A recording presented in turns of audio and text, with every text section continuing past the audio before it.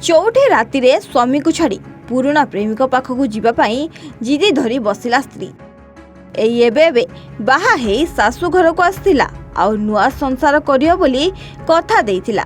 हेले से स्त्री चौठी राति रे निज पुराना प्रेमिक पाखक जीवाई मुंडा पिटी कांदिला। शेषरे से स्वामी जहा किछि करि देइथिला ताहा एबे आपणक सामना रे। हाँ आज्ञा एक कथा सुनिबाकू आश्चर्य लागुथिले भी घटनाटी संपूर्ण सत। खबर विषय रे अधिक किछि जानिबा आगरु थरे नजर पकांतु एही प्रेमी जुगलंक उपरे। ए हेउछंती सचिन एवं शिवानी जे कि अनेक वर्षरु परस्पर को प्रेम करि आसुथिले। दुहे अन्य जन को भल पाई सारा जीवन एकाठी रहिया पई कथा होइथिले।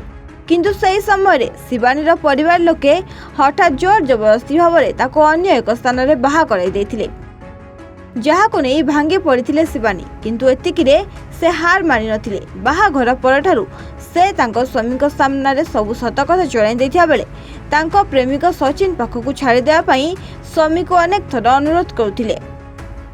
तेबे घटना पर शिवानी को स्वामी विकास मध्य सहाय्य करिया पई कथा देथिले आउ तांको प्रेमिक सचिन को घर को डाकी आनिथिया बेले शिवानी एवं सचिन कर विवाह कराई देथिले, जहार वीडियो एवं सोशल मीडिया रे खूब भाइराल हेबार लागिछि। किंतु विकास का परिवार लोकन कहबा अनुसार ए घटना पछरे किछि अन्य रहस्य लुचि रहिछि, जेउठारे प्रेमिक सचिन हाथ में बंदूक धरी ए विवाह कराइथिया बेले ए वीडियो बनैथिबा कथा लोके कहूथिबा सुनिबाकु मिलिछि। तेबे देखिबाकू बाकी रहिला ए घटना पछरे केउ सत लुचि रहिछि आउ घटना आगकू केउ मोड़ नेउछि।